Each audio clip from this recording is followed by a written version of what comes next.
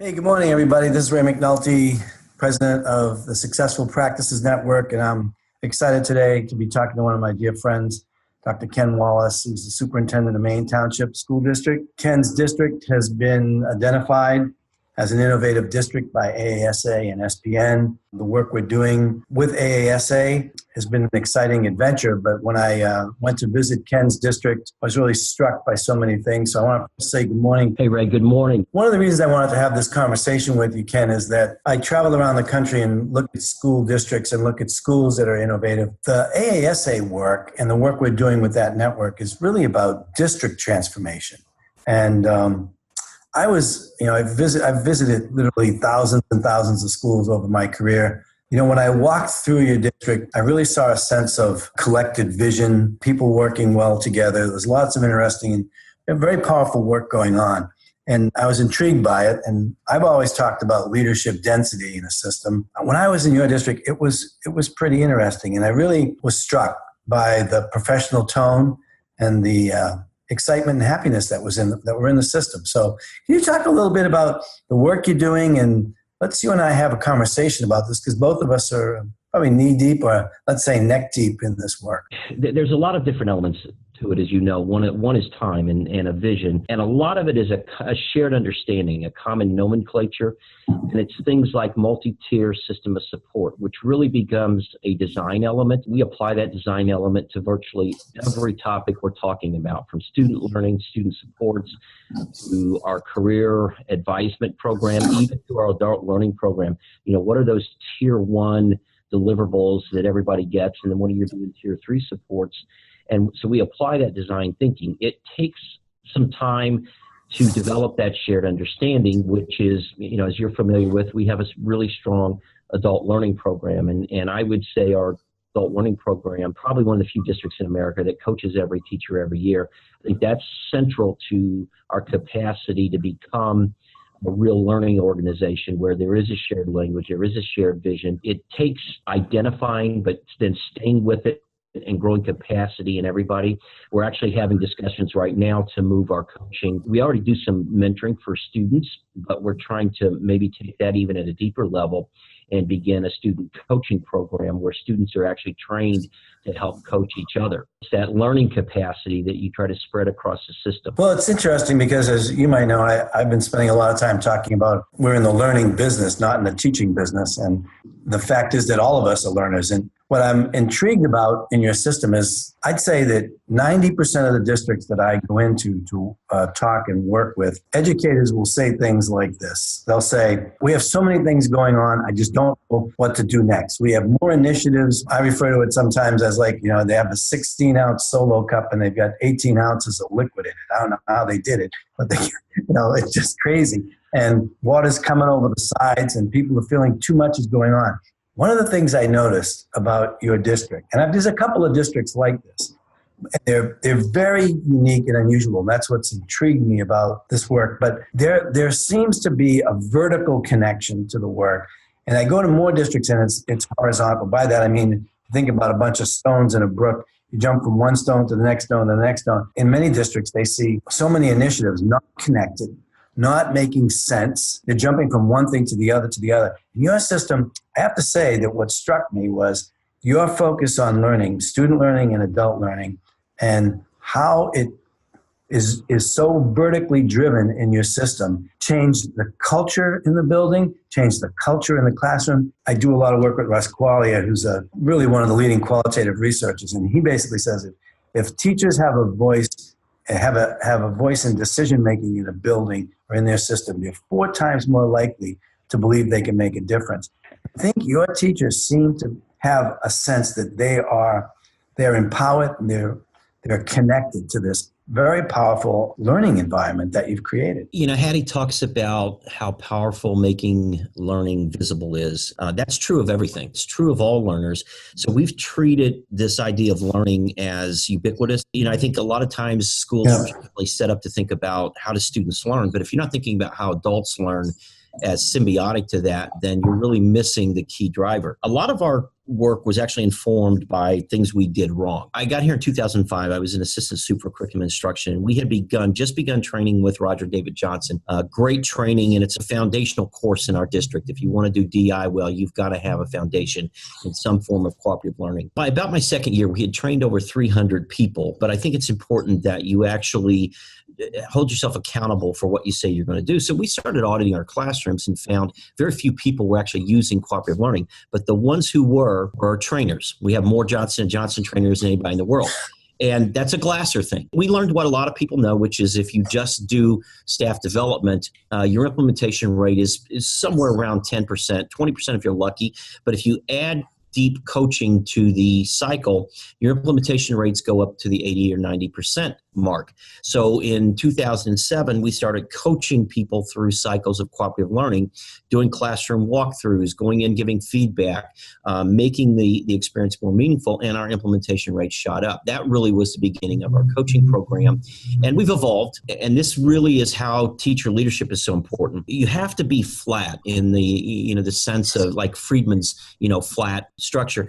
And nobody, including the superintendent, is above sort of being called BS on.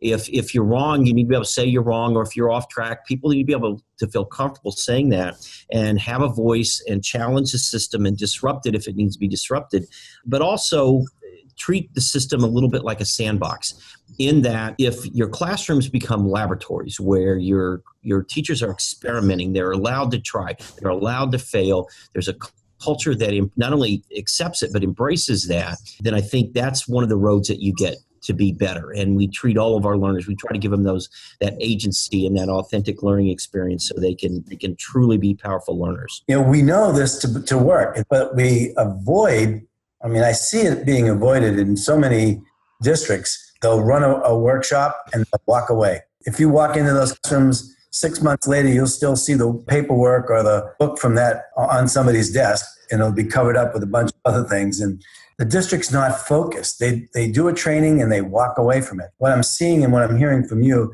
is very similar to what I've seen and heard at Brockton High School in Massachusetts. Now, that was a high school versus system, and that's what intrigues me. In this high school, which almost was as large as your district, it's 4,000 kids, if they did a training on cooperative learning, they would say, the month of September, we'll be in all the math classes and we'll want to see you using that strategy. The month of November, we're going to be in all the English classes. They would continue to, and their whole focus, and I believe this is yours from when I talked to some of your teachers, when they implemented, they basically said, look, we're going to give you a year and maybe 2 years to get this done incredibly well, as long as you let us come in and watch and coach and help get this thing moving. You're not going to evaluate it. You're going to coach the success into the classroom. I was so struck by the language of your teachers when I met with them at Maine Township, and how professional, how they see the idea of improvement as something they get up every day looking at, how do I make this day a better day than the day before? How did you get such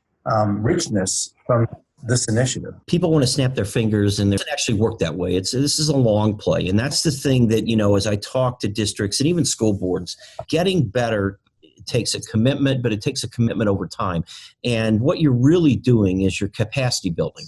All of our adult learning is actually run by our teachers. We develop teacher leaders who develop training. I don't care if it's in assessment literacy and academic vocabulary and cooperative learning. Those are all teachers who are training other teachers. Our coaches, they're all teachers. They're all union members. They're all our teachers. They're respected. They're peer-to-peer, and they know that we have trusted them to be professionals with each other, and they've risen to that challenge. We've honored our word to make sure that this process is separate and apart and in no way becomes evaluative. And that's another big piece of this. If you really want your adult learning program to work, you have to give ownership to the adults, you have to give ownership to your teachers, and then you have to trust them, support them, set expectations, but really trust them to be professionals. And that's a big piece of it. The other thing is this idea of evolving, not chiseling things in granite. We just added a 5th coaching plan this year. We've gone from 4 to 5. Our new coaching plan is a partnership with Northwestern and National Lewis, where student teachers are going to come in, and instead of the supervising teacher exiting stage left, they're actually going to stay and coach in the moment. So we train with our Chicago Coaching Center, our teachers to become coaches. We train with Northwestern and National Lewis. We think it's the future of student teaching, but guess what else that does for us? It gives us one more place where we can tap a teacher on the shoulder and say, Ray, we want you to lead. And our goal, and this is not just something we talk about, but what we design for is to give every single teacher opportunities to be a leader. And so we just keep growing with that in mind. We've got idea walls all over the district, and we're constantly modeling new things, and when appropriate, we take those new things and we actually set course on doing them. To your earlier point, everything that we're playing with, the things that we add, it's all about the one thing. It's about how do you create more powerful learners. So that's the central piece of all of it. It's where I think the coherence comes in. We don't do things just to do them. We do them to help elevate learners. When I was out there, I was sharing with you this idea that language matters a lot, and vocabulary and how we speak about things. I have this really strong belief that we maybe should stop referring to our professionals in our building as teachers. Maybe they should be learning engineers or learning coaches. Teachers defines this act of teaching. Teaching is one way to learn, but it's not the only way. And there's so many things when I was at your school, when I was in your district, I should say, was so interested in the conversations of students about learning. This is something that I'm not finding in a lot of schools. Students don't talk about their learning. They talk about their class, their subject. I heard students talking about their learning, how they learn, and they talk about their teachers. I heard a couple of students talk about how the teachers, like say over a 3 or 4 year period, how the instruction has actually changed because of the coaching. I can't even imagine in some districts I'm in that they can even see that. They can't even see their system getting there. And here it is, very powerfully represented in this incredible vertical kind of approach to transforming the culture of a school district. So we've been explicit. I mean, we actually talk about aspiring to get to that point of collective efficacy that, the research indicates is the most powerful place you can be. We aspire what the OECD calls a learning organization. And a big piece of that is this visibility of learning. We've been doing a series of digital stories recently with our students even and staff. What's really cool is last year's graduates, the class of 2018, they were our first class to go through high school for all 4 years, maybe the first class in America where every teacher every year was coached. And our students now can identify, I've seen my teacher using cooperative learning more often and more effectively. When your students can start identifying strategies, methodology, and start identifying that the power in their classroom is better, that the engagement is better, that the learning environment is better, man, you got something. You're never there. And as you know, you're never there, but we're closer to there than we've ever been. I think we've got the capacity to keep finding out how close to there we can get. So I'm a teacher in your district. I'm engaged in coaching. The options or the idea, how that happens, and then how some of these teachers become a coach. If I'm involved in coaching, let's say from the coachee standpoint, it really is very personalized. You're talking with colleagues, you're talking maybe with your department chairman. Our new teachers, we put them, they're in a 4-year cohort. We really are taking them through a Maine Township master's degree in effective teaching. And I will stack it up against anybody's master's degree because it's really high impact strategies coached through by master level teachers who really know their stuff.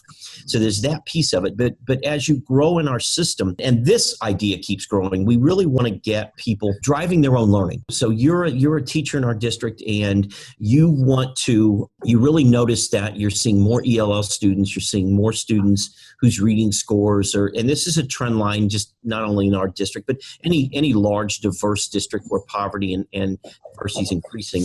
You notice that and you want to attend that. Well, we have academic vocabulary strategies that are across the district. We've actually increased our reading scores significantly in the last 3 or 4 years due to some tweaks in our MTSS framework and reading work. I'm an individual teacher, and I want to do that.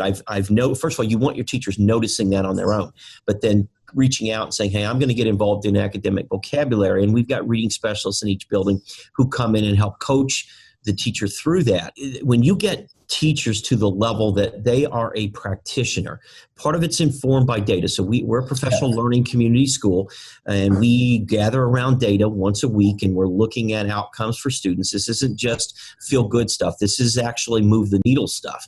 Well, I've seen it. I was so impressed when I was in your district of how quickly, on a daily basis, some of your principals and other leadership people are looking at you and saying, this student all of a sudden has dropped. What's happening? Let's see. Yeah, we run a daily. I mean, we're screening daily. We run an early warning system, track 2 variables in real time. We're tracking attendance and discipline. The research, if you do a linear regression, track those 2 things, you're basically doing a daily universal screener. The key is it's this melding of the art and science, because the data can help you screen. You know, we're doing daily attendance input. If a student's not there, we can screen for that. But it's then who followed up. It's what are the humans in the system doing once you've got something to your attention that, hey, who intervenes? What's the narrative of that? What's the outcome? Who does the maintenance to make sure that Ray gets back on track? So that's what we're trying to get to, is this pivot away from sort of the industrial model to really more of a medical diagnostic model where we're just looking at student outcomes. You know, you said learning engineers. Part of it is also sort of a learning coach almost. No, it makes all the sense in the world. It's quite fascinating. And, you know, the other thing that has emerged from this, a sense of student voice. Students felt like they were empowered, that they were recognized and understood in your building. And again, I go back to my dear friend Russ Qualia, who spends a lot of time on teacher voice and student voice. He talks in his research that, you know, students that feel they have a voice in the school are 7 times more likely to be academically motivated. It's a game-changing moment. And if you put that fact together with content that is career-focused for them, it gets to 14 times more this is an amazing study, 14 times more likely to be academically motivated. If they feel like they have voice and the work that you're giving them is future focused about their career. You guys are focusing on that career piece as well. I think we're doing a lot of things pretty well. The 2 areas, obviously, our adult learning, I think, is as good as anybody's out there. But our career advisement piece that we're doing with our students is really cutting edge. The people I'm getting contacted by are company CEOs who are wanting to come in, and I've got a group coming in next week, in fact, to look at what we're doing, not just the suite of tools we're using, but the strategies we're using. Distilling things to their simplest form is the best way to communicate a message. And really what we're trying to do with students is meet your student at the door, know everything about them, help them on their journey, use different strategies to get them to be metacognitive about their future, and then try to design their experience, right down even to internships, to help them make the best decision before they leave us, to give them the very best chance to be successful in life. And the stakes are really high on that, as you know. Just the world of work is much different today. The world that our kids are going out into is much different. The debt burden's way too high. So we're trying to control for all those factors and really even do return on investment counseling, which is a thing that, unfortunately, we're having to really invent a lot of that. But at the end of the day, what are we really trying to do? We're trying to take your student, create the most powerful learner, a love of learning, an agency of learning, a skill of learning, and match that with a path in life where they know their why, they know what they want to do. We've mapped out with the parents and the student the most cost-effective way to do it. We're teaching over 60 college courses now in our district. Our goal is really and we're pretty close to this, to create conditions where students could actually leave us with an associate's degree.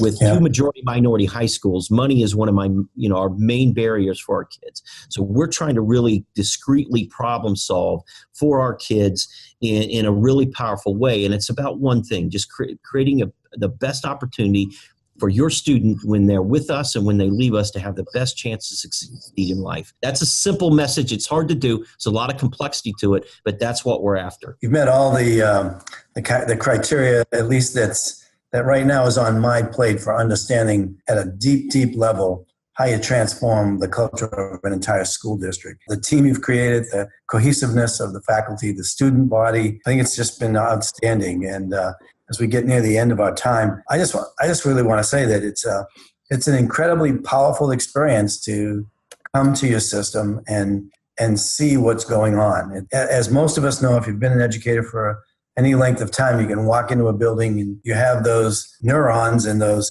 sensors that are out there, and all of a sudden you feel like, wow, this is an interesting and exciting place to be, working with your students, to paraprofessionals, to administrators and educators. It's quite a great place.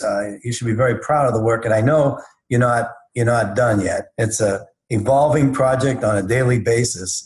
I just want to let people know that it's clearly a district where they've taken some strategies and they've aligned them. Think of this vertical. They went so deep. When you go deep into a system with some powerful strategies and powerful beliefs, it has a tremendous effect, and it affects everything in the system. And that's really what we're seeing in Maine Township. I just can't thank you enough for being out there and being willing to share and all the great work you're doing, Ken. And I know we're going to see your district at model schools this year. We hope that all things are going well for you. Hey, thanks a lot for sharing with me today.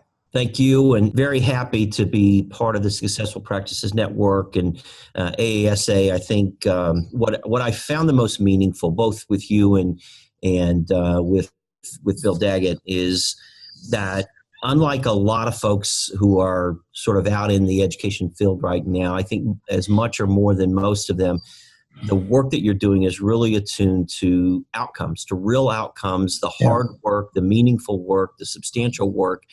And I think if we're really going to get public education where we want to be in this country, that it's crucial that we really attend to those things that work. There's no smoke and mirrors. There's no shortcuts. There's no easy way to get there. It's attending to the learning science. That's really what it is. And there is a good science out there. You know, our staff is informed by neuroscience. Judy Willis has been here to train with our teachers, and I think it's the real meaningful work. And so I appreciate the association and the work with you guys. Well, you're truly a great leader and a great friend. So have a great day. Hopefully the weather, as it starts to get warmer, you get out on your bike a lot more, and we'll get together sometime soon out in Chicago. Okay. All right. Thank you, my friend.